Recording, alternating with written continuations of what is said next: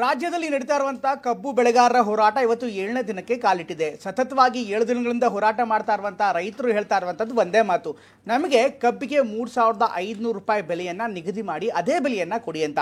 ಇದೇ ವಿಚಾರಕ್ಕೆ ಸಂಬಂಧಪಟ್ಟಂತೆ ಇವತ್ತು ಕೂಡ ಅತ್ತ ಬೆಳಗಾವಿ ಸೇರಿದಂತೆ ರಾಜ್ಯದ ವಿವಿಧ ಭಾಗಕ್ಕೆ, ವಿವಿಧ ಜಿಲ್ಲೆಗೂ ಕೂಡ ಈ ಹೋರಾಟ ಹರಡಿಕೊಂಡಿದೆ. ಹಾಗೇನೆ ಎಲ್ಲ ಬೆಳವಣಿಗೆಗಳ ನಡುವೆ ಸರ್ಕಾರ ಈಗ ರೈತರ ಜೊತೆಗೆ ಸಂಧಾನಕ್ಕೆ ಮುಂದಾಗಿದೆ. ಹಾಗಾದ್ರೆ ಇವತ್ತಿನ ಡೆವಲಪ್ಮೆಂಟ್ಸ್ ಏನಿದೆ ಸಂಪೂರ್ಣ ವಿವರವನ್ನ ನಿಮ್ಮ ಮುಂದೆ ಇಡ್ತಾ ಇದ್ದೀನಿ ನೋಡಿ. 50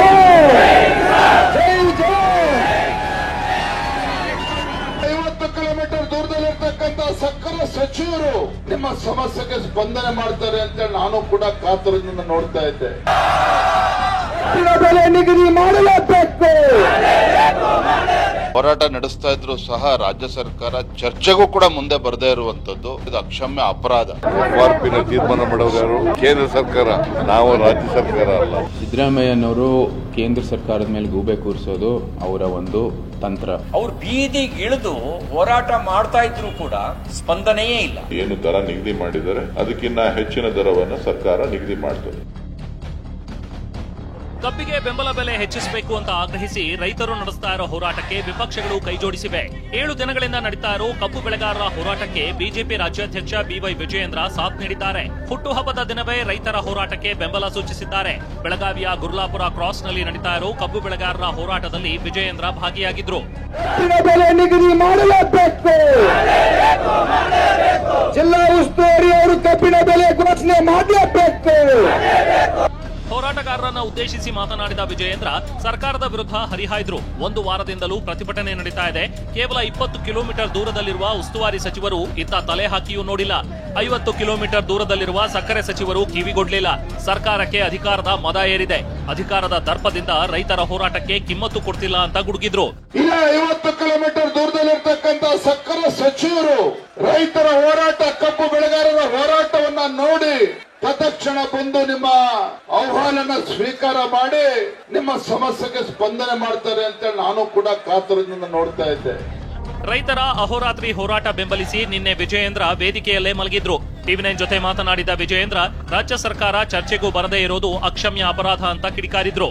ನಿನ್ನೆ ದಿನ 7ನೇ ದಿನ ಹೋರಾಟ ನಡೆಸ್ತಾ ಇದ್ರು ಸಹ ರಾಜ್ಯ ಸರ್ಕಾರ ಚರ್ಚೆಗೂ ಕೂಡ ಮುಂದೆ ಬರದೇ ಇರುವಂತದ್ದು ಖಂಡಿತ ಇದು ಅಕ್ಷಮ್ಯ ಅಪರಾಧ.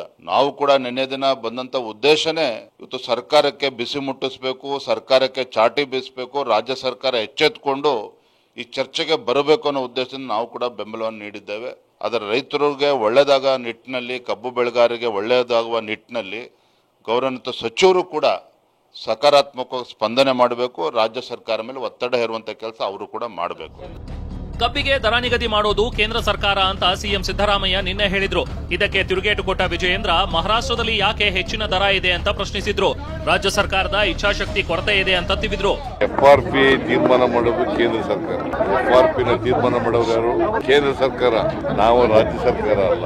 ಹೌದಪ್ಪ, ಕಬ್ಬಿನ ಬೆಲೆ ನಿಗದಿ ಮಾಡೋರು ಅವರಯ್ಯ, ನಾವು ನಿಗದಿ ಮಾಡಲ್ಲ.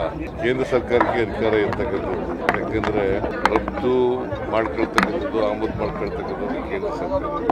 ಮಾನ್ಯ ಮುಖ್ಯಮಂತ್ರಿಗಳಿಗೆ ಒಂದು ಕಿವಿ ಮಾತನ್ನ ಹೇಳೋದಕ್ಕೆ ಇಚ್ಛೆ ಪಡ್ತೇನೆ. ಇದೇ FRP ಪ್ರೈಸ್ ಇಡೀ ದೇಶದಲ್ಲಿರುವಂತದ್ದು. ಗಡಿ ಭಾಗದಲ್ಲಿ ಏನು ಕಬ್ಬು ಬೆಳೆಗಾರ ಇದ್ದಾರೆ, ಕರ್ನಾಟಕದಲ್ಲಿ 3,000 ರೂಪಾಯಿ ಕೊಡ್ತಾರೆ. ಆದ್ರೆ 50 ಕಿಲೋಮೀಟರ್ ಹೋಗಿ ಮಹಾರಾಷ್ಟ್ರದಲ್ಲಿ ಇದೇ ನಮ್ಮ ನಾಡಿನ ರೈತರು ಅಲ್ಲಿ ಕಬ್ಬು ಅಲ್ಲಿ ಕೊಟ್ರೆ ಶುಗರ್ ಫ್ಯಾಕ್ಟ್ರಿಗಳಲ್ಲಿ ಅಲ್ಲಿ 3,300-400 ರೂಪಾಯಿ ಕೊಡ್ತಾ ಇದ್ದಾರೆ. ಯಾಕೆ ವ್ಯತ್ಯಾಸ? FRP ಒಂದೇ ಇದೆ ಪ್ರೈಸ್ ಆಗಾದ್ರೆ.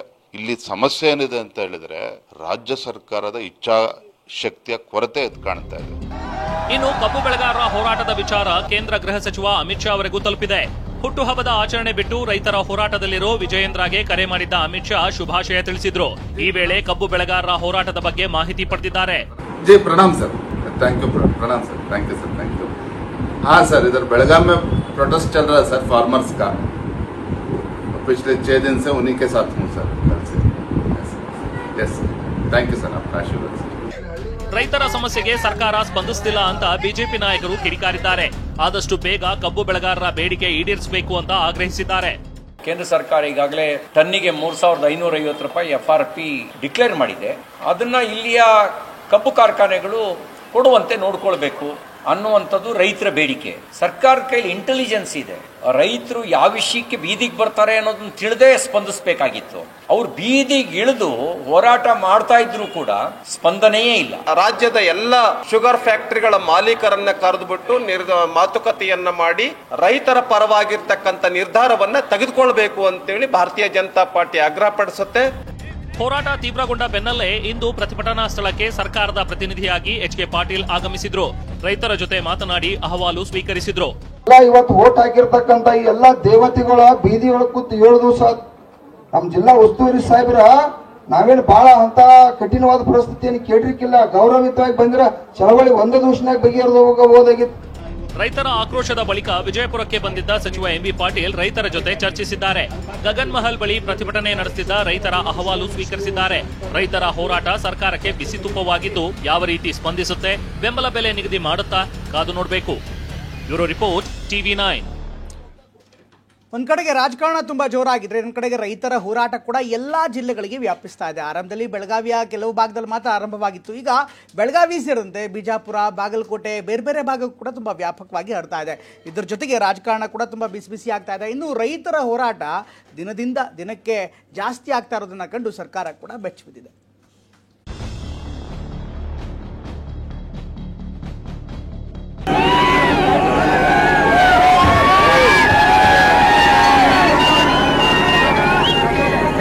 ರೈತರಿಗೆ ಏನೈತ್ರಲ್ಲ 3,500 ರೂಪಾಯಿ ಟನ್ನಿಗೆ ಕೊಡ್ಬೇಕಂತ ಸರ್ಕಾರ ಕೇಳ್ಕೊತಾ ಇದೆ.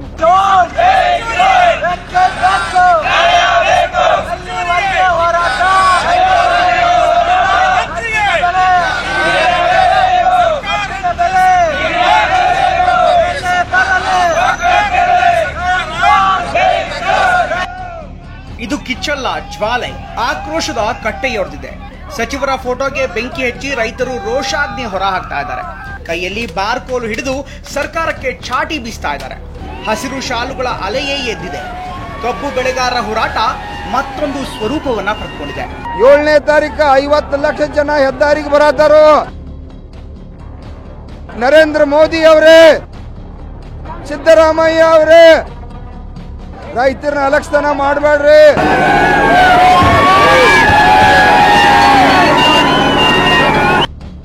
ಪ್ರತಿ ಟನ್ ಕಬ್ಬಿಗೆ 3,500 ರೂಪಾಯಿ ಬೆಲೆ ನಿಗದಿ ಮಾಡುವಂತೆ ಆಗ್ರಹಿಸಿ ಕಬ್ಬು ಬೆಳೆಗಾರರು ಹೋರಾಟದ ಹಾದಿ ಹಿಡಿದಿದ್ದಾರೆ. ಬೆಳಗಾವಿಯಲ್ಲಿ ಹತ್ತಿರೋ ಕಬ್ಬಿನ ಕಿಚ್ಚು ವಿಜಯಪುರ, ಬಾಗಲಕೋಟೆಗೂ ಕೂಡ ಈಗ ಹಬ್ಬಿದೆ.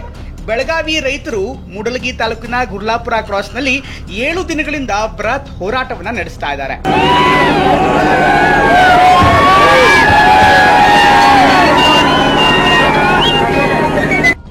ಬಾಗಲಕೋಟೆ, ಬೆಳಗಾವಿ, ಧಾರವಾಡ, ಹಾವೇರಿ ಸೇರಿ ವಿವಿಧ ಜಿಲ್ಲೆಯಿಂದ ಬಂದ ರೈತರು ಬೆಳಗಾವಿ ಹೋರಾಟಕ್ಕೆ ಧುಮುಕಿದ್ದಾರೆ.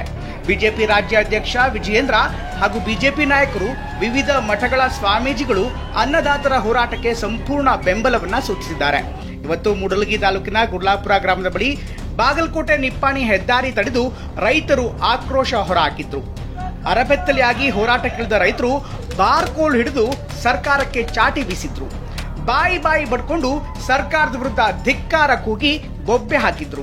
7 ದಿನಗಳಿಂದ ಕಾದು ಕುಳಿತಂತ ರೈತರು ಇವತ್ತು ಅರೆಬೆತ್ತಲೆಯಾಗಿ ಪ್ರತಿಭಟನೆಯನ್ನು ಶುರು ಮಾಡಿರುವಂತದ್ದು. ಸಾವಿರಾರು ಸಂಖ್ಯೆಯಲ್ಲಿ ಈಗಾಗಲೇ ರೈತರು ಬಂದು ಪ್ರತಿಭಟನೆಯಲ್ಲಿ ಭಾಗಿಯಾಗಿದ್ದಾರೆ. ಈ ರೀತಿ ಸರ್ಕಾರದ ವಿರುದ್ಧ ಬೊಬ್ಬೆಗಳನ್ನು ಹಾಕುವುದರ ಮೂಲಕ, ತಮ್ಮ ಹಸಿರು ಶಾಲನ್ನು ತಿರುವುದರ ಮೂಲಕ ಸರ್ಕಾರದ ವಿರುದ್ಧ ಮತ್ತು ಸಕ್ಕರೆ ಕಾರ್ಖಾನೆಗಳ ವಿರುದ್ಧ ಆಕ್ರೋಶವನ್ನು ಹೊರಹಾಕ್ತಾ ಇರುವಂತದ್ದು. ಸರ್ಕಾರದ ಗಮನ ಸೆಳೆಯಲು ರೈತರೊಬ್ಬರು ಮೈ ತುಂಬಾ ಬಣ್ಣದ ಬರಹ ಬರೆದುಕೊಂಡು ಕಬ್ಬಿಗೆ 3,500 ರೂಪಾಯಿ ಬೆಲೆ ನಿಗದಿ ಮಾಡುವಂತೆ ಆಗ್ರಹಿಸಿದ್ದಾರೆ. ಏನು ಹೇಳಕ್ ಹೊಂಟ್ರಿ ಇದ್ರ ಮೂಲಕ? ಸರ್, ಏನು ಹೇಳಕ್ ಹೋದ್ರೆ ಜನರಿಗೆ ಪ್ರತಿ ಟನ್ನಿಗೆ 3,500 ರೂಪಾಯಿ ಕೊಡಬೇಕು, ಸರ್ಕಾರ ಕೊಡಬೇಕಂತ ಕೇಳ್ಬೋದು. ಅಥಣಿಯಲ್ಲೂ ಕಬ್ಬು ಬೆಳೆಗಾರರ ಕಿಚ್ಚು ಕಾವೇರಿತ್ತು. ಅಂಗಡಿ ಮುಂಗಟ್ಟು ಬಂದ್ ಮಾಡಿ ವ್ಯಾಪಾರಿಗಳು ರೈತರ ಹೋರಾಟಕ್ಕೆ ಬೆಂಬಲ ನೀಡಿದ್ರು. ರಾಯಭಾಗ ಪಟ್ಟಣದಲ್ಲೂ ರಸ್ತೆ ಬಂದ್ ಮಾಡಿ ಕಬ್ಬು ಬೆಳೆಗಾರರು ಅರಬತ್ತಲೆ ಪ್ರತಿಭಟನೆ ನಡೆಸಿದ್ರು. ಕನ್ನಡ ಪರ ದಲಿತ ಸಂಘಟನೆಗಳು ಕೂಡ ಸಾಥ್ ಕೊಟ್ಟವು.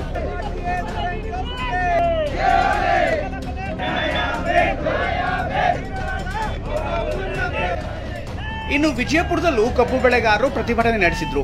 ನಗರದ ಗಗನ್ ಮಹಲ್ ಬಳಿ ನಡೀತಾ ಇರುವಂತಹ ಪ್ರತಿಭಟನಾ ಸ್ಥಳಕ್ಕೆ ಸಚಿವ ಎಂ.ಬಿ. ಪಾಟೀಲ್ ಭೇಟಿ ನೀಡಿದ್ರು. ಸಿಎಂ ಹಾಗೂ ಸಚಿವರ ಜೊತೆಗೆ ಮಾತನಾಡಿ ಸಮಸ್ಯೆ ಪರಿಹಾರದ ಭರವಸೆ ನೀಡಿದ್ರು. ಕ್ಯಾಬಿನೆಟ್ ಸಭೆಯಲ್ಲೂ ಕೂಡ ಚರ್ಚೆ ಮಾಡ್ತೀನಿ ಅಂತ ಭರವಸೆ ಕೊಟ್ಟರು. ನಾಳೆ ಕ್ಯಾಬಿನೆಟ್ ಇದೆ, ನಾಳೆ ಕ್ಯಾಬಿನೆಟ್ ಇದೆ, ಕ್ಯಾಬಿನೆಟ್ನಲ್ಲೇ ನಾಳೆ ಅವತ್ತು ಸಹ ಚರ್ಚೆ ಮಾಡಿ, ನಾಳೆ ಕ್ಯಾಬಿನೆಟ್ ಇದೆ, ಕ್ಯಾಬಿನೆಟ್ನಲ್ಲೇ ಚರ್ಚೆ ಮಾಡಿ ಮತ್ತು ಕೇಂದ್ರ ಸರ್ಕಾರ ಮಾಡ್ಕೊಂಡು ಎಲ್ಲರೂ ಮಾಡ್ತೀವಿ. ಬೆಂಬಲ ಬೆಲೆ 3,500 ರೂಪಾಯಿ ನಿಗದಿ ಮಾಡೋವರೆಗೂ ಕದಲಲ್ಲ ಅಂತ ರೈತರು ಪಟ್ಟು ಹಿಡಿದಿದ್ದಾರೆ. ಸರ್ಕಾರ ಇದಕ್ಕೆ ಅದ್ಯಾವ ಪರಿಹಾರ ಕೊಡುತ್ತೆ ಕಾದ್ ನೋಡಬೇಕು. Bureau report, TV9.